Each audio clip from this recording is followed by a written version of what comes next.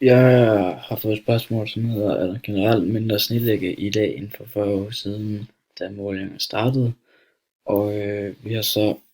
haft en masse målinger i løbet af de 40 år, og vi kan se, hvor meget sneen er smeltet i løbet af de her 40 år i sommerperioden og i vinterperioden. Og vi så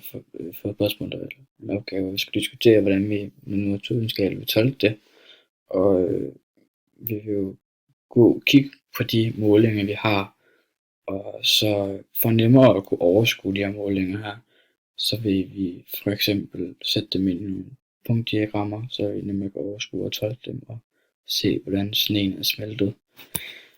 Og det kan så se her, hvor det er, at ved hjælp af Excel-grafiske værktøjer har jeg sat det i et punktdiagram til venstre, hvor man nemmere kan overskue, hvor meget sneen årligt er smeltet igennem årene. Og vi kan se, at fra 1960 til år 2010 cirka, har det gået meget op og ned og holdt en nogenlunde meget lige, hvor meget sneen er smeltet. Men så på grund af den globale opvarmning, vi har fået her i de seneste år, kan vi se, at sneen er begyndt at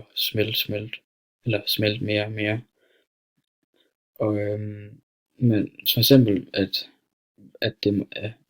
er meget vigtigt, hvordan man bruger de her Excels værktøjer og diagrammer, for vi kan se, at et punktdiagram med stregen giver et meget nemt overskueligt overblik,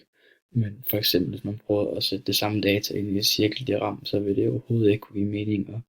man vil ikke kunne få noget overblik eller kunne overskue dataene på nogen måde.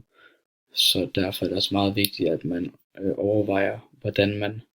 viser sit data og fremlægger det, så at det giver et meget hurtigt, nemt overskueligt overblik, som ikke skal til at kigge på de mange data, men man bare kan kigge på det enkelte diagram, og så bare lige for hurtigt finde ud af, hvad det er, at det handler om.